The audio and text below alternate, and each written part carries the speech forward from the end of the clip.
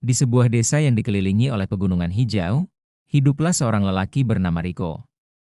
Riko adalah seorang petani sederhana yang menjalani hidupnya dengan penuh ketekunan dan keikhlasan.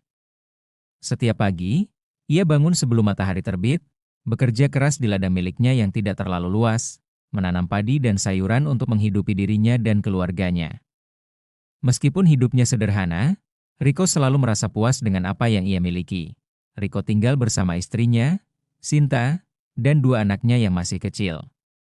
Keluarga mereka tidak kaya, namun mereka hidup dengan damai, penuh kasih sayang. Setiap malam, setelah bekerja keras seharian, Riko selalu meluangkan waktu untuk duduk bersama keluarganya. Berbicara tentang hari yang mereka lalui dan merencanakan masa depan yang lebih baik, namun kehidupan mereka tidak selalu mudah. Sejak beberapa bulan terakhir, musim kemarau melanda desa mereka. Tanah yang biasanya subur kini mulai mengering, dan hasil pertanian Riko tidak sebanyak tahun-tahun sebelumnya. Ia khawatir jika kekeringan ini terus berlanjut, mereka tidak akan cukup memiliki makanan untuk bertahan hidup. Suatu hari, saat Riko sedang memeriksa ladangnya, ia melihat sebuah keluarga yang sedang kesulitan di tepi jalan. Seorang pria dengan tubuh ringkih dan seorang wanita yang sedang menggendong anak kecil berdiri di samping sebuah gerobak rusak. Riko merasa iba dan segera mendekati mereka. "Apakah kalian membutuhkan bantuan?" tanya Riko dengan suara lembut. Pria itu menoleh dan mengangguk.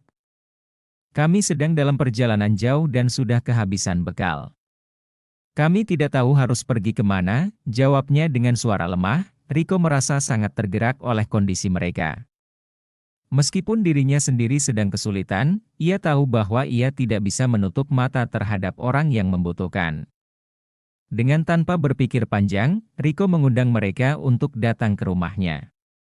"Mari, ikutlah ke rumah kami. Kami mungkin tidak punya banyak, tetapi kalian bisa beristirahat dan makan bersama kami," katanya. Pria itu tampak terkejut, namun dengan penuh rasa terima kasih ia menerima tawaran Riko. Mereka berjalan bersama menuju rumah sederhana Riko, di mana Sinta segera menyiapkan makanan yang ada, meskipun hanya seadanya. Keluarga itu makan dengan lahap, merasa sangat dihargai dan diterima.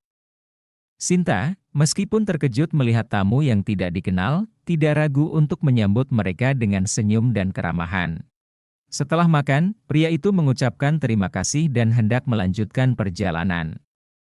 Namun, sebelum pergi, ia memberikan sebuah kantong kecil kepada Riko. "Ini mungkin tidak banyak," katanya dengan suara lemah, "tetapi kami ingin memberi sedikit sebagai tanda terima kasih." Riko menatap kantong itu dengan ragu, merasa tidak pantas menerima apapun. "Kami tidak membantu karena ingin dibalas," jawabnya tulus. "Kami hanya ingin membantu." Namun, pria itu tersenyum dan berkata, "Terima kasih atas bantuannya." Riko merasa terharu.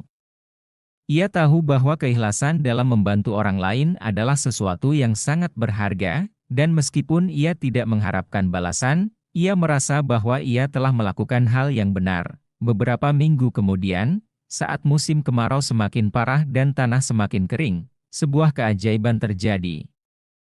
Di tengah malam yang sunyi, hujan turun dengan derasnya. Seluruh desa terbangun dengan kegembiraan. Riko pun merasa lega dan bersyukur.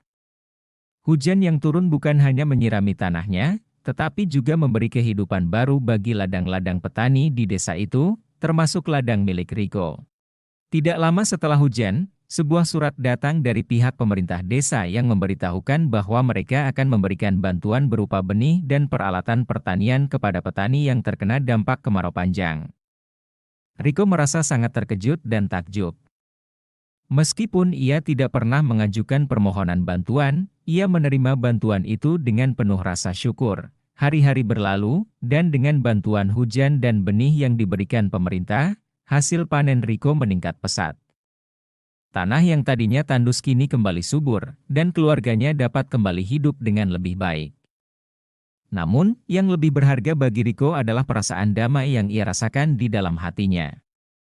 Ia menyadari bahwa meskipun hidupnya penuh tantangan, kebaikan dan keikhlasan yang ia berikan kepada orang lain telah membuka jalan yang penuh berkah. Pada suatu sore yang cerah, Riko duduk di halaman rumahnya sambil melihat anak-anaknya bermain. Sinta duduk di sampingnya, tersenyum. "Aku bangga padamu," kata Sinta. "Keikhlasanmu telah membawa kebahagiaan bagi kita semua." Riko tersenyum dan menjawab, "Aku hanya melakukan apa yang seharusnya dilakukan." Meskipun hidup Riko tidak selalu mulus, ia belajar bahwa dengan hati yang tulus dan niat yang baik, selalu ada jalan dalam kehidupan ini.